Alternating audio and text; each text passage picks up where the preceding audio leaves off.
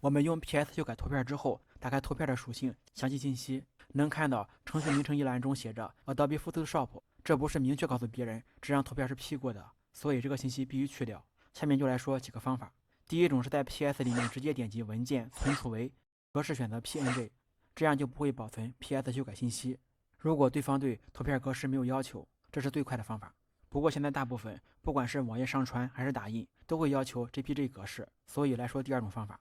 图片在 PS 里修改好了之后，点击文件导出，存储为 Web 所用格式。预设这边选择 JPEG 高，原数据选择无，再点击存储。右键查看属性，程序名称这边就没有 PS 信息了，但是分辨率由原来的300变成了96，图片质量降低了。如果只是发送给别人在线查看，或是上传到网页都没问题，但是用来打印，清晰度就不行了。再来说第三种方法，就是把图片发送到微信里，再另存出来。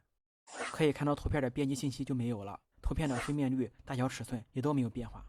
如果你用 PS 修改的图片都是通过微信发送给别人，那就可以放心了，微信会自动帮你清理 PS 修改信息。上面说的方法都是图片一张一张处理，如果图片多了，效率就会很低。下面给大家分享一个国产软件，就是这个已经非常出名了，大家可以直接在搜索引擎搜索这个名字，在官网下载，下载安装好了之后，点击右边这3个点批处理，把要处理的图片拖进来。我们先来看一下这几个图片的属性都显示被 PS 编辑过，点击下一步，下一步输出路径文件名，大家可以根据自己的需要修改，勾选右下角的删除 EXIF 信息，最后点击开始批处理，点击完成就可以了。我们打开图片看一下，首先图片编辑信息没有了，宽高不变，分辨率300也不变，简直完美。所以如果你用 PS 修改的图片，想不让别人知道修改过，发给别人之前一定要注意清除图片上 PS 修改信息，要不真就是掩耳盗铃了。